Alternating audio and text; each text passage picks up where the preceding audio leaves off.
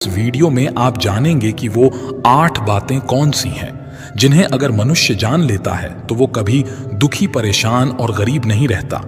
इन 8 बातों को जानना प्रत्येक मनुष्य के लिए अत्यंत ही आवश्यक है। दोस्तों, मैं आपको इन 8 बातों को एक कहानी के माध्यम से बताऊंगा। ये कहानी सभी के लिए अत्यंत ही लाभप्रद है। एक बार भगवान श्री कृष्ण के पास देवर्षि नारद जी आते हैं। तब भगवान श्री कृष्ण देवर्षि नारद जी से कहते हैं, हे नारायण भक्त नारद, आज आप यहाँ किस प्रयोजन से पधारे हैं? तब देवर्षि नारद जी कहते हैं कि हे प्रभु, मैं आपके पास अपने एक प्रश्न के निवारण के लिए आया हूं। तब श्री कृष्ण कहते हैं कि कहो नारद, आपका कौन सा इतना अति आवश्यक प्रश्न आन पड़ा है जिसकी वजह से आप आज हमारे पास पधारे हैं? तब नारद जी कहते हैं कि हे भगवान, मुझे मनुष्यों के कल्याण के लिए आपसे कुछ बातें जाननी है जो प्रत्येक मनुष्य के लिए अति आवश्यक हो, जिससे कलयुग के प्रत्येक मनुष्य का कल्याण हो सके। तब श्री कृष्ण कहते हैं कि हे देवर्षि नारद, आज आपने सच में संसार के कल्याण हेतु अति आवश्यक प्रश्न किया है। आपके द्वारा पूछे गए प्रश्न की वजह से संपूर्ण धरती लोक के मनुष्य का जीवन सफल हो जाएगा। परंतु हे नारद, मैं आपको इस प्रश्न का उत्तर एक कथा के माध्यम से देता हूं। तब देवर्षि नारद जी कहते हैं कि हे भगवान, आप उस कथा को कहिए। मैं आपके द्वारा सुनाई गई कथा को पूरा अंत तक सुनूंगा और संपूर्ण लोक जगत में विख्यात भी करूंगा। तब श्री कृष्ण कहते हैं कि हे देवर्षि नारद, आज की इस कथा में तुम जानोगे कि आखिर मनुष्य गरीब क्यों हो जाता है। वह कौन से कारण हैं जिनकी वजह से मनुष्य गरीब हो जाता है। आखिर मनुष्य द्वारा किए गए ऐसे कौन से काम होते हैं जिनको करने से मनुष्य निर्धन हो जाता है और गरीबी के दलदल में फंसता चला जाता है। अब श्री कृष्ण कथा को सुनाना आरंभ करते हैं और कहते हैं कि हे देवर्षि नारद, बहुत पुराने समय की बात है। किसी नगर में एक धनवान किसान रहता था। उस किसान के घर में 2 जुड़वा संतानें पैदा हुई। उन दोनों जुड़वा संतानों में से एक पुत्र था और एक पुत्री थी। उस किसान ने अपने पुत्र का नाम राघव रखा और अपनी पुत्री का नाम चित्रा रखा। समय बीतता गया, किसान की संतानें बड़ी होने लगी। धीरे धीरे जब उनकी आयु एक दिन विवाह के योग्य हो गई तो किसान को अपने बच्चों के विवाह की चिंता सताने लगती है। एक दिन किसान किसी कार्य से अपने पड़ोस के शहर में जाता है तो वहां पहुंचकर एक व्यापारी का पुत्र उसे पसंद आ जाता है और उस व्यापारी के पुत्र के साथ में वो अपनी बेटी चित्रा का विवाह कर देता है। वो किसान अपनी पुत्री के विवाह में कोई कमी नहीं छोड़ता। इस प्रकार से चित्रा अपने पिता के यहाँ से विदा होकर अपने ससुराल चली जाती है। अपनी बेटी को विदा करने के बाद वो अपने पुत्र के विवाह के बारे में सोचने लगता है। उसके मन में ये चल रहा था कि बेटी तो मेरी अपने घर की हो गई, अब मुझे अपने पुत्र का विवाह कर देना चाहिए। यदि मेरे पुत्र का विवाह भी हो गया तो मैं अपना बचा हुआ शेष जीवन अपनी बहु बेटियों के साथ में रहकर आराम से व्यतीत करूंगा। मगर ईश्वर की लीला बड़ी विचित्र है। परमात्मा ना जाने कब किसको धनवान बना दे और कब किसके लिए गरीबी का द्वार खोल दे, इसके बारे में कोई नहीं जानता। अब उस धनवान किसान के साथ भी कुछ ऐसा ही होता है। एक दिन वो किसान एक बड़ी भयानक बीमारी की चपेट में आ जाता है। जब इधर किसान का पुत्र अपने पिता की ऐसी हालत देखता है तो वो बहुत ही ज्यादा दुखी हो जाता है। वो अपने पिता का अच्छे से अच्छे वैद्य से इलाज करवाता है और अपने पिता के लिए महंगी से महंगी दवाइयां लेकर आता है, परंतु उसके पिताजी की हालत में कोई सुधार नहीं हो रहा था। धीरे धीरे उस किसान की सारी धन संपत्ति पिता के इलाज में चली गई। इस प्रकार अपने पिता का इलाज कराते हुए उस किसान का पुत्र अब गरीबी की कगार पर आकर खड़ा हो जाता है, परंतु फिर भी पिता की हालत में किसी प्रकार का कोई सुधार नहीं होता। जब कोई भी दवाई उस किसान की बीमारी में काम नहीं करती है तो एक दिन वो किसान अपने बेटे को अपने पास बुलाता है और अपने बेटा राघव से कहता है कि पुत्र, जब भी कोई काम मनुष्य के सामर्थ्य से बाहर हो जाए या फिर उस काम का कोई समाधान ना मिले तो फिर ऐसे समय में उस काम को ईश्वर पर छोड़ देना चाहिए। इसलिए पुत्र, अब तुम मेरी चिंता छोड़ो और तुम अब अपने भविष्य के बारे में सोचो। मेरा क्या है, आज नहीं तो कल मुझे इस संसार को छोड़कर जाना ही है, परंतु तुम्हारे सामने तो तुम्हारी पूरी जिंदगी पड़ी है।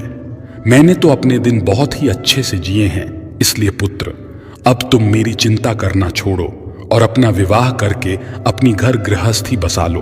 अपने पिता के मुख से इन बातों को सुनकर राघव एकदम चुप हो जाता है। अब बेचारा राघव आखिर कर भी क्या सकता था, उसके हाथ में कुछ नहीं था। साथ ही अब उसके घर में जो भी जमा पूंजी थी वो तो उसके पिता के इलाज में सारी की सारी पहले ही खर्च हो चुकी थी। अब राघव अपने पिताजी से कहता है कि पिताजी, जैसा आपके लिए उचित लगे आप वैसा कीजिए। इसके बाद वो गरीब किसान अपने पुत्र की शादी एक गरीब घर की कन्या से करवा देता है। परंतु अब शादी के कुछ दिन बाद ही उस किसान की मृत्यु हो जाती है। इधर पिता की मृत्यु के बाद राघव अपने पिताजी का पूरी रीति रिवाज से अंतिम संस्कार करता है। राघव के पास जो कुछ था, खेत खलिहान सब कुछ पहले ही जा चुका था। इस प्रकार से राघव अब और भी ज्यादा गरीब हो जाता है। राघव एक दिन गांव के बाहर जाकर अपनी पत्नी के साथ एक झोपड़ी बनाकर रहने लगता है। राघव पहले से मेहनती तो था ही, अब वो दूसरों के खेतों में मेहनत मजदूरी करके अपना और अपनी पत्नी का पेट पालने लगता है। और राहुल की बहन चित्रा, जिसका विवाह एक धनी व्यापारी के घर में हुआ था, उसे जब अपने भाई की स्थिति के बारे में पता चलता है तो वो धनवान बहन अपने गरीब भाई से घृणा करने लग जाती है। अब श्री कृष्ण कहते हैं कि हे देवर्षि नारद, प्रत्येक मनुष्य धन का लोभी होता है। जैसे राघव की बहन राघव के पास धन ना देखकर अपने ही सगे भाई से घृणा करने लगी। वो मन में सोचने लगी कि मेरा भाई अब तो बिल्कुल ही कंगाल हो चुका है, उसका घर जमीन सब बिक गया है और अब उसके पास में एक फूटी कौड़ी भी नहीं बची है। यदि वो ऐसी हालत में मेरे ससुराल आता है तो उसे देखकर मेरी देवरानियां और जेठानियां मेरा बड़ा ही अपमान करेंगी और मेरा मजाक बनाएंगी कि तेरे मायके वाले तो बिल्कुल ही कंगाल हैं। अब ऐसे तो मेरे ससुराल में मेरी बहुत ही ज्यादा बदनामी हो जाएगी। इस कारण से वो चित्रा अपने सगे भाई से रिश्ता तोड़ देती है। वो बहन अपने भाई के लिए इतनी निर्दय हो जाती है कि ना तो वो अपने भाई को अपने ससुराल बुलाती है और ना ही कभी अपने भाई के घर जाती है। अब चित्रा के भाई राघव को धीरे धीरे अच्छी तरह से पता हो जाता है कि अब मेरी प्यारी सी मुस्कान वाली जो बहन हुआ करती थी, वही बहन आज मुझसे नफरत क्यों कर रही है। इसलिए राहुल भी अपनी बहन के ससुराल कभी नहीं जाता है। इस प्रकार से चित्रा तो बड़े ऐशो आराम के साथ में अपनी ससुराल में अपनी जिंदगी गुजार रही थी, परंतु राघव मेहनत मजदूरी करने के बाद भी अपनी पत्नी के साथ झोपड़ी में रहकर किसी तरह से अपने जीवन के दिनों को काट रहा था। अब श्री कृष्ण कहते हैं कि हे देवर्षि नारद, ऐसे ही करते करते कुछ साल गुजर जाते हैं। अब चित्रा की भी संतानें बड़ी हो चुकी थीं। कुछ साल गुजरने के बाद एक दिन राघव की बहन चित्रा के लड़के का विवाह तय हो जाता है, लेकिन राघव की बहन चित्रा अपने भाई को निमंत्रण नहीं भेजती है। जब राघव को इस बात का पता चलता है कि उसके भांजे की शादी होने वाली है तो वो इस बात को सुनकर प्रसन्न हो जाता है और अपनी पत्नी के पास जाकर इस बात की खबर देता है। राघव की पत्नी का नाम दिव्यानी था। जब राघव अपनी पत्नी दिव्यानी को ये बातें बताता है कि मेरी बहन के बेटे की शादी है और हम सभी को बहन के घर जाना है, राघव की पत्नी सुनकर अत्यंत ही खुश हो जाती है और वो सोचने लगती है कि चलो इसी बहाने से सही, कम से कम मैं अपनी ननंद से जाकर के मिल तो आऊंगी और उसके घर को देख आऊंगी। दिव्यानी खुश होकर अपने पति से कहती है, हे पतिदेव, मैं आपके साथ जरूर चलूंगी, लेकिन पहले मुझे ये बताओ, क्या हमारी ननंद ने हमारे लिए निमंत्रण भेजा है? पत्नी के मुख से इन बातों को सुनकर अब राघव बिल्कुल चुप हो जाता है। अब राघव अपनी पत्नी दिव्यानी से कहता है कि हे प्रिय, न्योता तो नहीं आया है, पर मुझे ये दूसरों के द्वारा खबर मिली है कि हमारे भांजे की शादी है, परंतु इससे क्या फर्क पड़ता है कि न्योता आया है कि नहीं, आखिर वो हमारी बहन का ही बेटा है। तब दिव्यानी अपने पति राघव से कहती है, हे प्रिय, देखो बात तो आपकी सही है कि आपके भांजे की शादी है, लेकिन बिना निमंत्रण के ननद के घर जाना उचित नहीं है और आपको भी वहां नहीं जाना चाहिए। राहुल अब अपनी पत्नी दिव्यानी को समझाता है कि हे प्रिय, चित्रा के ससुराल वाले बड़े ही धनवान आदमी हैं, उन्हें हमारी याद नहीं रही होगी, या फिर हो सकता है कि उन्होंने हमारे यहाँ पर निमंत्रण भिजवाया हो, लेकिन निमंत्रण वाला पर्चा हमारे पास तक नहीं पहुंचा हो। इसीलिए हे प्रिय, तुम किसी भी प्रकार की कोई भी सोच विचार मत करो और बच्चों को जाने के लिए तैयार करके मेरे साथ तुम भी बहन के घर चलो। जब दिव्यानी ने अपने पति राघव की इन बातों को सुना, तब उसने जवाब दिया। वो कहने लगी, हे प्रिय, यदि तुम जाना चाहते हो तो तुम जा सकते हो, लेकिन बिना निमंत्रण के मैं नहीं जाऊंगी। राहुल ने जब अपनी पत्नी के मुख से ऐसी बातें सुनी तो कहता है, ठीक है, यदि तुम्हारी यही इच्छा है तो तुम बच्चों के साथ घर पर ही रहो। मैं अकेला चित्रा के ससुराल के लिए चला जाता हूं। यदि मैं अपनी बहन के ससुराल नहीं गया तो मेरी बहन की देवरानियां और जेठानियां मेरी बहन को ताना मारेंगी और कहेंगी कि खर्चा ना हो जाए, इसलिए तेरा भाई नहीं आया। अब इतना कहकर राघव घर के अंदर से बाहर चला जाता है। अब श्री कृष्ण कहते हैं, हे देवर्षि नारद, राघव बहुत गरीब था तो उसके पास चावल और वस्त्र खरीदने के लिए पैसे नहीं थे। अब वो अपनी बहन के घर जाने के लिए अपने मित्र से थोड़े से पैसे उधार लेता है और उधार लिए हुए पैसों से अपनी बहन चित्रा और अपने बहनोई के लिए सुंदर वस्त्र खरीदता है और उन कपड़ों को लेकर अपनी बहन के ससुराल के लिए चल देता है। पैदल चलते चलते राघव को सुबह से शाम हो जाती है। वो अपनी बहन के दरवाजे पर पहुंचता है और एक तरफ जाकर खड़ा हो जाता है। राघव बेचारा दरवाजे पर खड़े होकर अपनी बहन चित्रा के आने का इंतजार कर रहा था। तभी चित्रा की जेठानी की नजर राघव पर पड़ती है। वो राघव को पहचान लेती है और जाकर चित्रा से बताती है कि तेरा भाई आया है, जाकर देख, वो दरवाजे पर खड़ा है। जब चित्रा अपनी जेठानी के मुख से ऐसी बातों को सुनती है तो वो अपनी जेठानी से पूछने लगती है कि वो किस हालत में आया है और उसने कैसे कपड़े पहने हैं। अब चित्रा की जेठानी कहती है कि तुम्हारा भाई फटे पुराने वस्त्र पहनकर तुम्हारे द्वार पर खड़ा है, वो तुम्हारे आने का इंतजार कर रहा है। ये सुनकर चित्रा गुस्से से भर जाती है और सभी से नजर बचाते हुए अपने भाई के पास पहुंचती है। राघव जब अपनी बहन चित्रा को अपने पास आते हुए देखता है तो खुशी से उसका चेहरा खिल उठता है। अपनी बहन को देखकर राघव की आंखों में आंसू आ जाते हैं।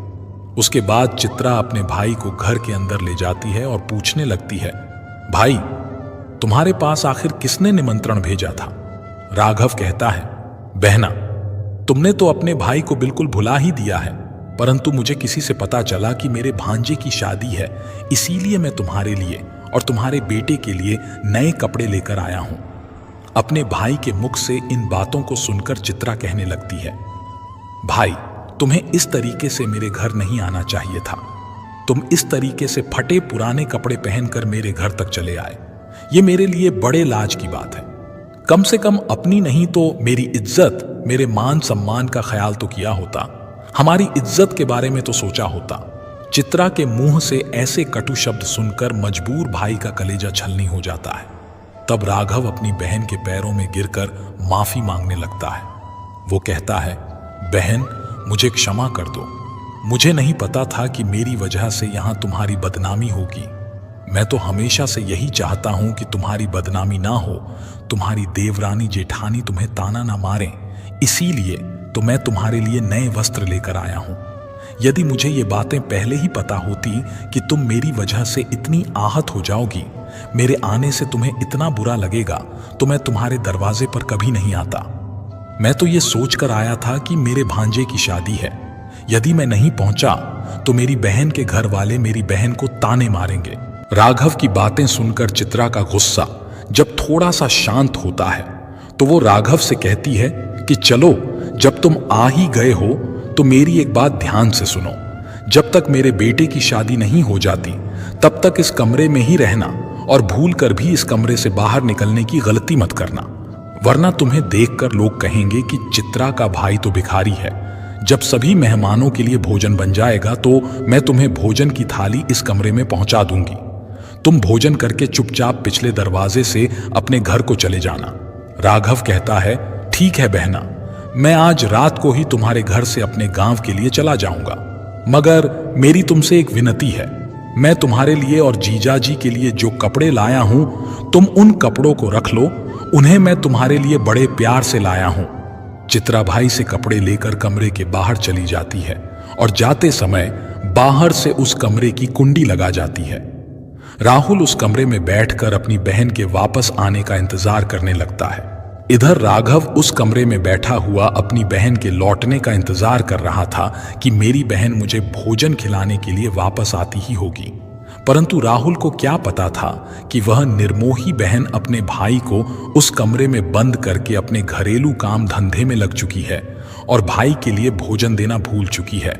राघव की बहन चित्रा शादी के काम धंधे में इतनी ज्यादा खो जाती है कि अब उसे याद ही नहीं रहता कि मेरा भाई मेरे यहाँ कमरे में बंद है और मेरे लौटने का इंतजार कर रहा है।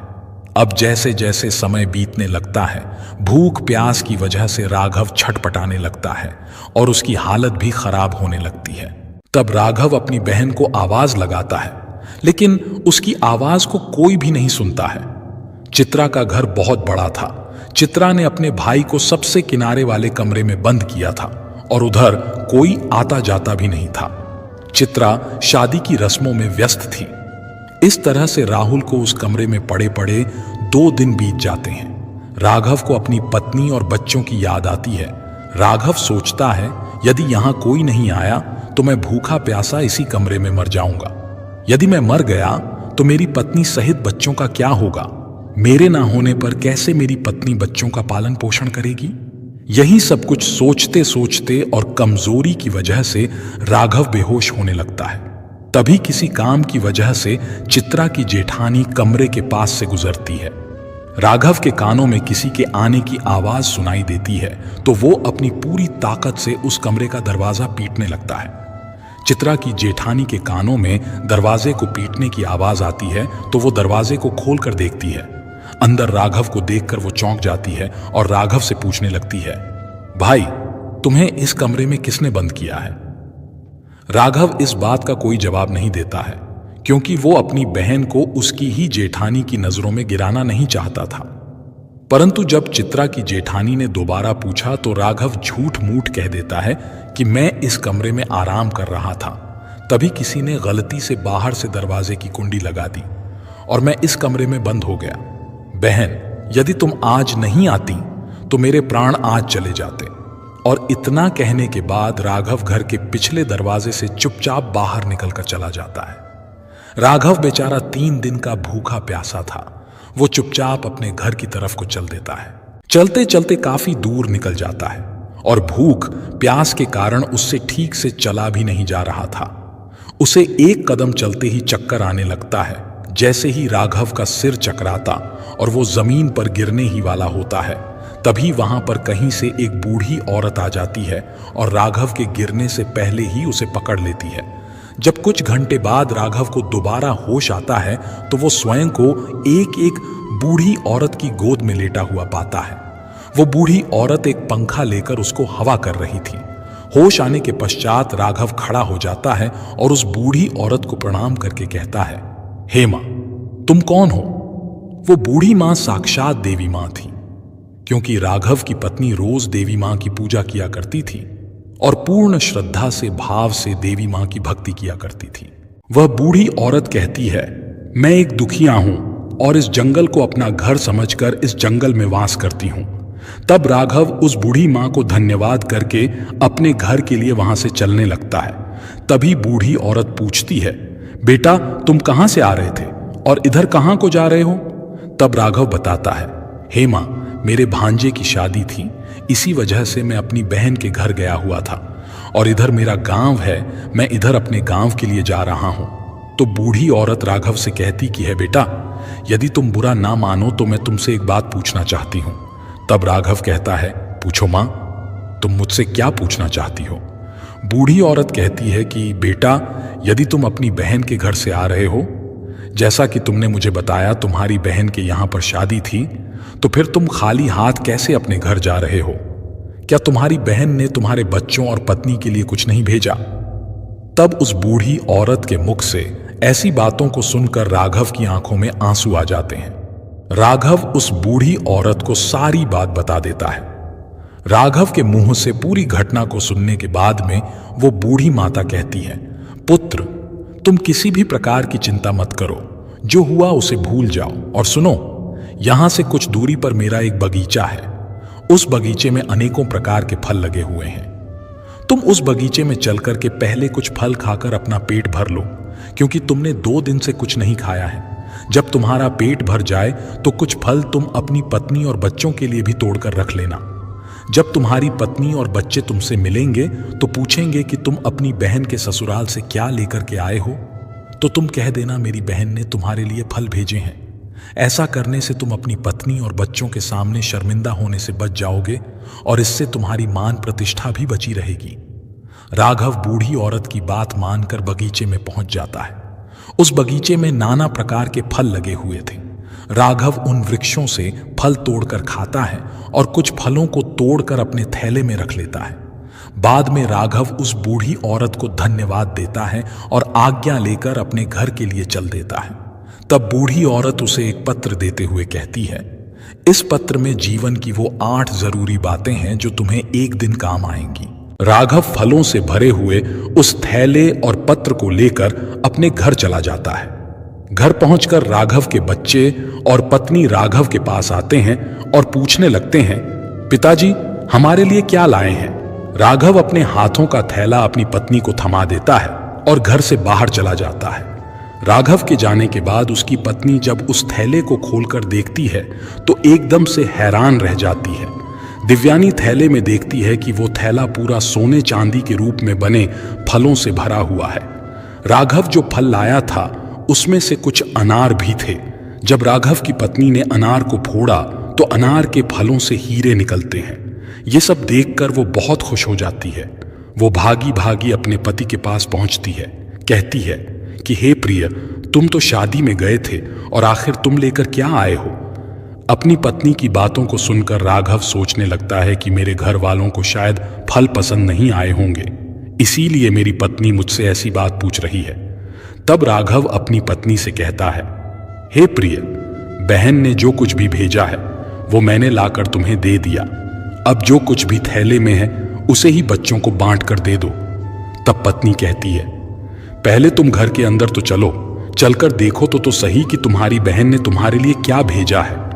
ये कहकर दिव्यानी अपने पति का हाथ पकड़कर घर के भीतर ले जाती है और अपने पति से कहती है, इसे जरा देखिए तो सही आखिर हमारी ननद ने हमारे लिए क्या भेजा है। और इतना कहकर दिव्यानी राघव के सामने थैले को पलट देती है। थैला पलटते ही अंदर से हीरे मोती सोना चांदी निकलते हैं। दिव्यानी कहती है कि आखिर हमारी ननद ने तो हमारा भाग्य ही बदल दिया। उन्होंने फलों में छुपाकर हीरे मोती भेजे हैं।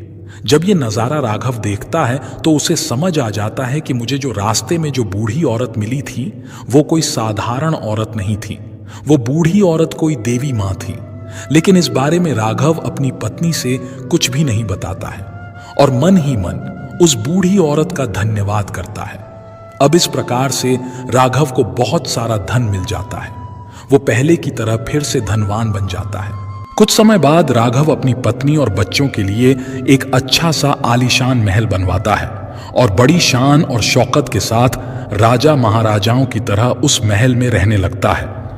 नगर के सभी लोग भी राघव को ऐसा देख करके उसका मान सम्मान करने लगते हैं। एक दिन राघव की पत्नी अपने पति से कहती है कि हे प्रिय, बहुत ही जल्द सावन का महीना आने वाला है और सावन के महीने में सभी स्त्रियां अपने पिता के घर जाती हैं। इसलिए तुम भी अपनी बहन के ससुराल जाओ और मेरी ननद को घर बुलाकर लाओ। इसी बहाने से वो अपने मायके घूम जाएंगी और मैं भी अपने ननद से मिल लूंगी।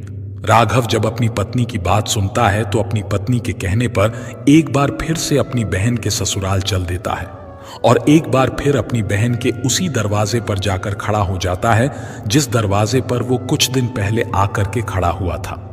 उसी समय चित्रा की जेठानी घर से बाहर निकलती है और बाहर का नजारा देखकर कि वो तुरंत ही दौड़ी दौड़ी चित्रा के पास जाती है और कहती है कि चित्रा बहन, आज भी तेरा भाई आया है। अपनी जेठानी के मुख से ये बात सुनकर चित्रा कहने लगती है, कोई भी भिखारी मेरा भाई नहीं हो सकता, मेरा कोई भाई वाई नहीं है। चित्रा इस बार भी अपने भाई को गरीब ही समझ रही थी, लेकिन जब उसकी जेठानी बताती है कि चित्रा, तुम्हारा भाई आज भिखारियों की तरह नहीं, राजा महाराजाओं की तरह आया है, तुम्हारे भाई को देखकर ऐसा लग रहा है मानो जैसे वो किसी देश का राजा महाराजा हो। तुम्हारे भाई के आगे पीछे सैनिक हैं। दरवाजे पर एक बड़ी सुंदर सजी हुई रथ गाड़ी खड़ी है। एक बार जाकर तो देखो। चित्रा को अपनी जेठानी की बातों पर यकीन ही नहीं होता है और सच्चाई जानने के लिए अपने भाई को छुपकर देखने लगती है। जैसे ही चित्रा ने अपने भाई के उस रूप को देखा, उसके ठाठ बाट को देखा, तो वो एकदम चकित रह गई। वो सोचने लगती है कि कल तक तो मेरा भाई बिल्कुल ही भिखारी था, उसके पास तो पहनने के लिए वस्त्र भी नहीं थे, फिर अचानक एकदम से वो इतना अमीर कैसे बन गया।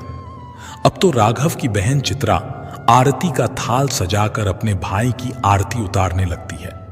उसके बाद बड़े ही आदर के साथ घर के अंदर बुलाकर ले जाती है। अपने भाई से कहती है, भाई मुझे क्षमा कर दीजिए, मेरी वजह से तुम्हें बहुत ज्यादा कष्ट और शर्मिंदगी उठानी पड़ी। अपनी बहन बातों को सुनकर राघव कहने लगता है, बहना कोई बात नहीं, उस समय हमारे दिन अच्छे नहीं थे, तुम्हारी गलतियों के लिए मैंने तुम्हें पहले ही क्षमा कर दिया था। अब तुम इन बातों को छोड़ो और मेरे साथ मेरे घर चलने की तैयारी करो। मैं तुम्हें बुलाने के लिए आया हूं। अब तुम्हें मेरे साथ घर चलना है, तुम्हारी भाभी ने तुम्हें बुलाने के लिए मुझे भेजा है। इतना सुनकर चित्रा अब खुशी खुशी अपने भाई के घर पर चलने के लिए तैयार हो जाती है। राघव की बहन जब अपने भाई के घर पहुंचती है तो घर की शानो शौकत को देखकर दंग रह जाती है। वो देखती है कि एक भव्य आलीशान महल है। महल के अंदर अनेक प्रकार के नौकर चाकर लगे हैं और अन्न के भंडार भरे हुए हैं। वो अपने भाई की ऐसी स्थिति को देखकर एकदम हैरान रह जाती है। महल पहुंचने के बाद राघव की पत्नी भी अपनी ननद की खूब सेवा करती है, अपनी पलकों पर बिठाकर रखती है।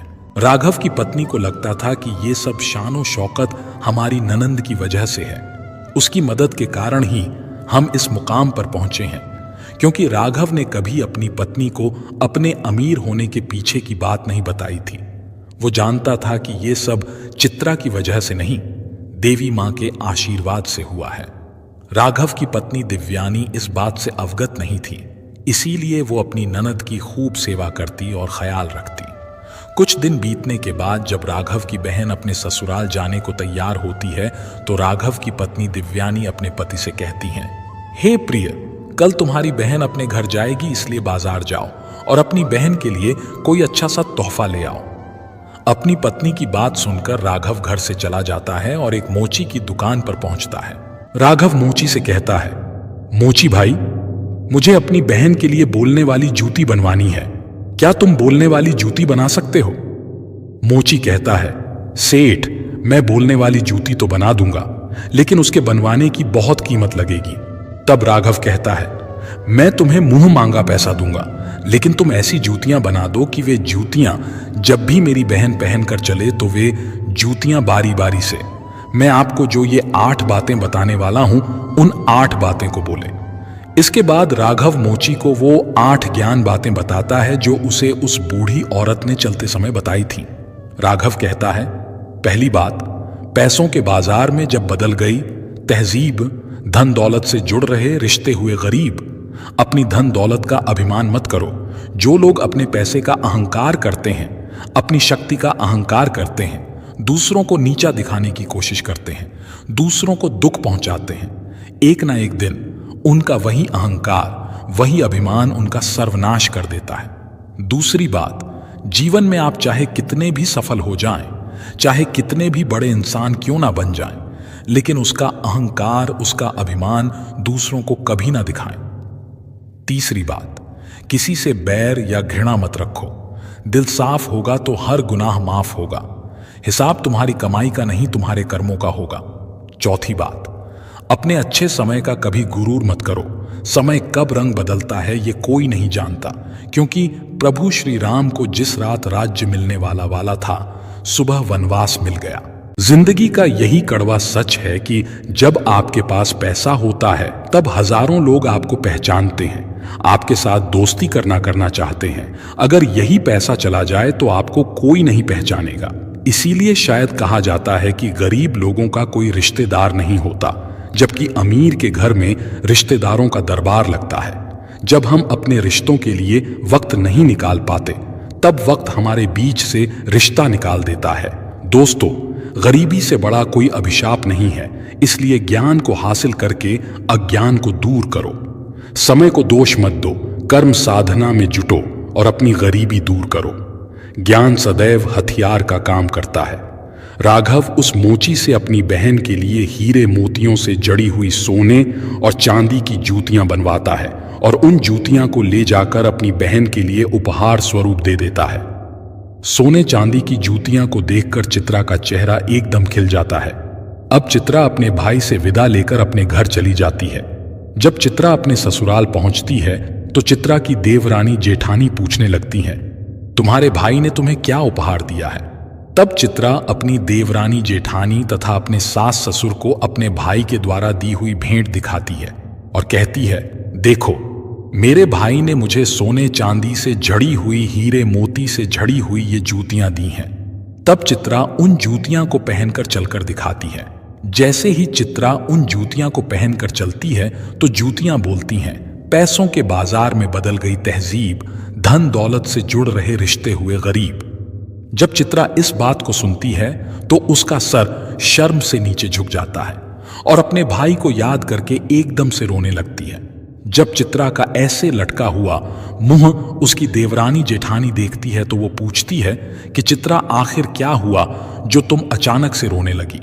तो चित्रा अपनी देवरानी और जेठानी को सारी बातें बताती है कि मैंने पैसों के घमंड में आकर अपने भाई को कितना भला बुरा कहा था। मैंने अपने भाई को एक गिलास पानी तक नहीं पूछा था। आज मेरे भाई ने मुझे कितनी कीमती जूतियां बनवा कर दी हैं। अब तो मुझे अपने आप से घृणा होने लगी है। मैं तो जीना नहीं चाहती। तभी चित्रा की जेठानी उसे समझाने लगती है कि जो भी कुछ हुआ उसे भूल जाओ। आगे से याद रखना, कभी किसी के साथ में ऐसा बर्ताव मत करना, क्योंकि जो व्यक्ति धन दौलत का घमंड करता है उससे माता लक्ष्मी हमेशा के लिए दूर चली जाती है। अब चित्रा भी प्रेम व्यवहार के साथ सबसे पेश आने लगी थी। दोस्तों, जो व्यक्ति खाने पीने की चीजों को बर्बाद करता है, ऐसा व्यक्ति बहुत ही जल्दी निर्धन हो जाता है। जिस घर में घर की स्त्रियों का अपमान होता है, स्त्रियों की इज्जत नहीं की जाती, उस घर में देवी लक्ष्मी ज्यादा दिनों तक नहीं रुकती। जिस घर परिवार में पैसों की कदर नहीं की जाती, बेफिजूल कार्यों में पैसे बर्बाद किए जाते हैं, ऐसे घरों से भी माता लक्ष्मी रूठकर चली जाती हैं।